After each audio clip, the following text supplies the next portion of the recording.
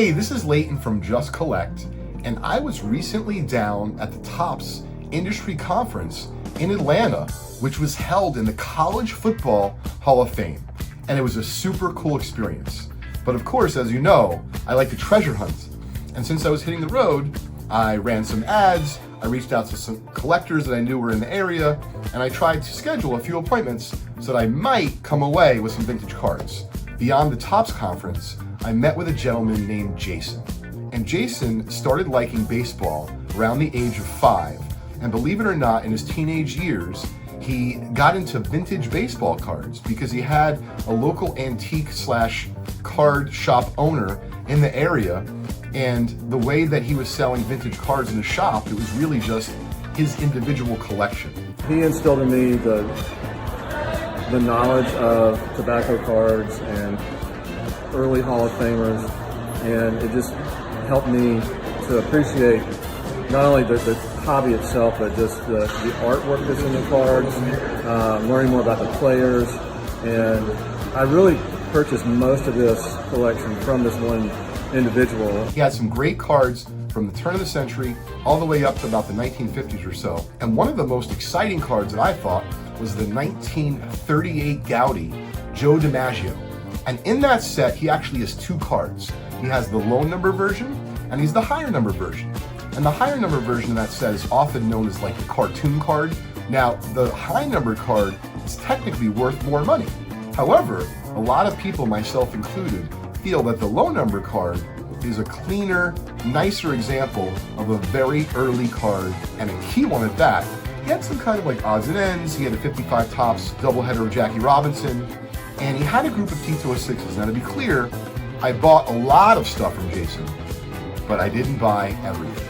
And so he told me up front, we'd like an evaluation, and we go through everything, and then based on that, he might sell some of it, he might sell none of it, he might sell all of it, but he didn't really know. We initially had valued, a Cobb bat on shoulder, a slew of others, including Tris Speaker, who was one of the best hitters of that era. I didn't get all the T206s, I only got one. But the one that we got, that's right, it was a key back. Well, this T206 of Bugs Raymond has a broadleaf 350 back, which is really tough to find. In fact, I referenced the PSA and SGC pop reports, and there is only one other example currently authenticated and graded to date by the 2 biggest grading companies. The real kind of prize of the collection was the sets. Now, the lesser of the 2 sets was a 1955 Topps baseball set. And in that set, of course, is the key rookie cards of Roberto Clemente and Sandy Koufax and Harmon Killebrew, but it's filled with greats. And then he tells me the story of the T205 tobacco set. That's right, he had virtually a complete T205 gold bordered tobacco set. And this came from the personal collection of that shop owner many decades ago in the Atlanta suburbs, and he's been hanging on to this collection ever since. Jason's tastes have changed over time, and although he's still a collector, his daughter's in college, and things come up in life. And he said that they've largely remained in the safety deposit box, and he doesn't really look at them often. So that's kind of what caused him to think about at least moving forward and trying to get an appraisal. Well, Jason saw my ad that I'd be down in the Atlanta area, both appraising and buying vintage baseball cards, just like he had. And in fact, he didn't realize that people were as actively doing it as we were. As he was doing research on some of the rarities in the T205 set, he didn't realize until he had filled out the submission form on our website, but our website, justcollect.com, was the very company he was doing his research on. And I explained to Jason, and I wanted to make sure I made it clear in this video why we do this. We try to provide as much free information on our website at justcollect.com. He had a really good idea at that point of what he had. He just wasn't sure about the grading, but he suspected that his cards were of that collector grade, meaning that lowish to mid-grade. And he actually had 2 T205 Cobbs for the set, and he kept the better one, and that's what was part of this tough negotiation. But he kept the better T205 Cobb. However, I was able to get just the one T206, but it was the broadleaf of Bugs Raymond.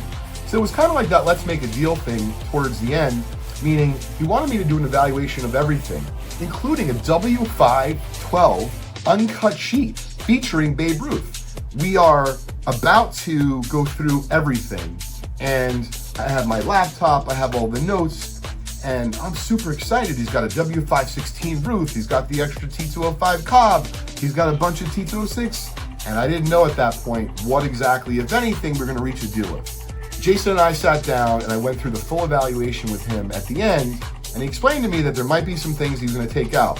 Well, he did. He took out the T205 Cobb, the second one, the better one. He took out all the T206s, including a T206 Ty Cobb bat on shoulder. But what's cool is he held on to things that meant something to him. I just deleted them from the spreadsheet, came up with a new total, adjusted it, and then made him a new offer. And then he called his wife. Well, that was a little stressful because it wasn't one of those 30 to 60 second calls. He was gone for several minutes, and of course I pretended to be, whistling in the wind, the birds are chirping. I'm like, oh geez, maybe his wife wants to hang on to the cards, I don't know what's gonna happen. So what happened was he came back, I don't know, several minutes later, felt like an eternity, frankly, and he said, I want to take back one more card. I didn't know what card that would be. It was the W516 Babe Ruth, which is why I'm not able to show it off. But Jason, it was a pleasure meeting you. I had a lot of fun helping you evaluate what you had. And I'm glad that we're able to buy some cards. Maybe we'll reach a deal in the future. Who knows? As I said to you, Jason, maybe you'll start a new set or a new journey in vintage baseball card collecting. Gang, I sincerely appreciate each and every one of you for tuning into today's video. And I also wanted to shout out my podcast, Trading Card Therapy. And if you enjoy weekly hobby content, mainly focused on vintage cards, I think you'll enjoy Trading Card Therapy. We have it on Apple or Spotify, wherever you enjoy your favorite podcast, as well as YouTube on our Just Collect channel, where you're watching this very video right now. So subscribe and check out our future content coming soon.